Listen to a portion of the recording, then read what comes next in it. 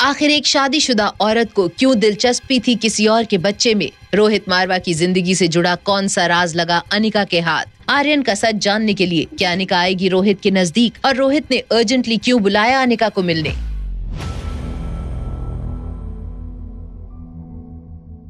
सुबह अचानक दरवाजे पर हुई दस्तक से अनिका उठ चुकी थी। उसने ये देखा कि रिया भी रूम में नहीं थी। अनिका को घबराहट महसूस हो रही थी और जब उसने दरवाजा खोला तो वहाँ अंजलि मामी मौजूद थी, जिन्होंने अनिका को रोहित की दादी के बारे में बताया। ये सुनते ही अनिका के होश उड़ गए। लेकिन अचानक कैसे हुआ क्या मामी? बेटा, रोहित का फोन आया था। वो दादी माँ की तबीयत को लेकर टेंशन में लग रहा था और तुमसे बात करना चाहता है। अनिका को भी टेंशन हो गई कि कहीं हॉस्पिटल में किसी ने दादी माँ को कोई गलत मेडिकेशन या ट्रीटमेंट तो नहीं दे दिया। तभी उसके फोन की घंटी बजी। मिस अनिका, दादी माँ को अब तक होश नहीं आया। You have to do something fast. कहीं दादी माँ को। Please calm down mister Rohit. I am sorry, लेकिन मुझे ये बात आपको कल ही बता देनी चाहिए थी। ऑपरेशन के टाइम दादी माँ का शरीर बहुत कमजोर था, इसलिए उनको होश आने में कम से कम 3 से 4 दिन लग जाएंगे। क्या इस बात की वजह से आपकी फैमिली वालों ने आपसे कुछ कहा? I mean... आप टेंशन मत लीजिए, बड़ी फैमिलीज में ऐसा हो जाता है। क्या आप दादी माँ को देखने कल आ सकते हैं? क्या आपका बेटा भी हॉस्पिटल में है? नहीं, मगर आप ये क्यों पूछ रही हैं? कुछ नहीं, बस ऐसे ही। एंड यू नो मिस्टर मारवा, आज मेरी अपॉइंटमेंट्स पहले से ही फिक्स्ड है।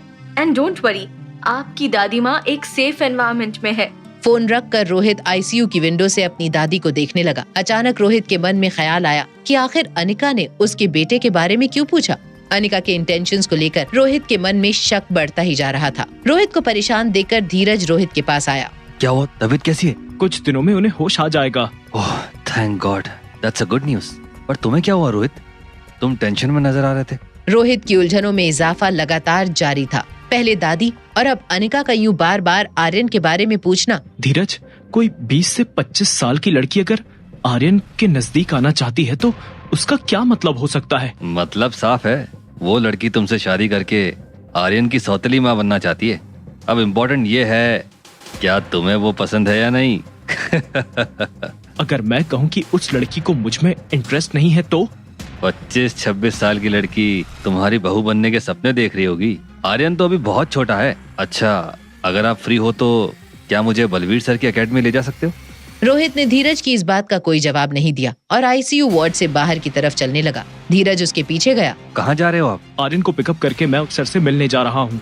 तुम आना चाहते हो तो चलो।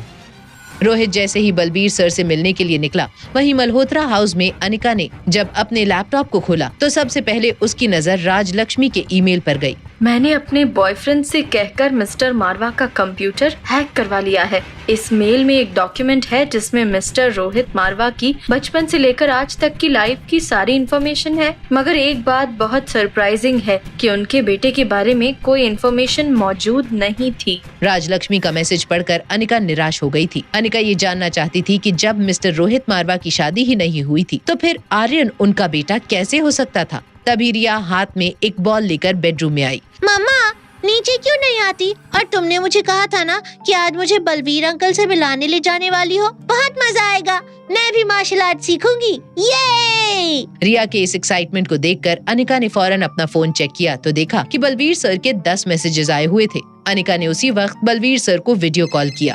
भरी जवानी में बुढ़ी हो गई हो, सूरज माथे पे चढ़ गया है और तुम हो जिसकी नींद ही नहीं खुली। अगर मुझे पहले पता होता तो मैं रिया को लेने के लिए किसी ड्राइवर को भेज देता। अनिका ने इशारे से बलवीर सर को चुप रहने के लिए कहा और फिर फोन का कैमरा रिया की तरफ किया तो रिया को देखते ही बलवीर सर का सारा गुस्सा गायब हो गया और वो रिया को देखकर इमोशनल हो गए। मैं और मम्मा अभी आपसे मिलने आ रहे हैं। तो बादशाह हो, फिर देर किस बात की, जल्दी आ जाओ। आप बस आंखें बंद करके खोलिए, हम वहाँ पहुँच जाएंगे। वहाँ ब्रह्मपुत्र मार्शल आर्ट्स अकेडमी में रोहित, धीरज और आर्यन रिसेप्शन पर बलवीर सर का वेट कर रहे थे। सामने दीवार पर बलवीर सर की सारी ट्रॉफीज, देश विदेश के बड़े पहलवानों के साथ उनकी फोटोज लगी हुई थी। थोड़ी देर बाद बलवीर सर ट्रेनिंग सेंटर से रिसेप्शन हॉल में आए। उनका चेहरा देखकर लग रहा था कि वो रोहित मारवा को यहाँ देखकर खुश नहीं थे। आज यहाँ क्यों आए हो?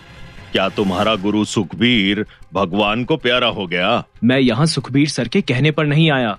मैं चाहता हूँ आप मेरे बेटे को अपना स्टूडेंट बना लें। बलवीर सर के चेहरे के हाव भाव ये साफ बता रहे थे कि उन्हें इसमें कोई इंटरेस्ट नहीं था। तभी उनकी नजर आर्यन पर पड़ी। रिया बेटा तुम? क्या खुलने वाला था राज आर्यन और रिया के जुड़वा होने का? इस राज के खुलते ही क्या अनिका का अपने बेटे से मिलने का सपना अधूरा ही रह जाएगा? क्या अकेडमी में अनिका को देखकर रोहित का शक और भी गहरा हो जाएगा? जानने के लिए देखिए अगला एपिसोड सिर्फ पॉकेट FM के YouTube चैनल पर। और एक लड़की को देखा तो के सारे एपिसोड्स को सुनने के लिए डिस्क्रिप्शन में दी हुई लिंक से डाउनलोड कीजिए पॉकेट FM ऐप।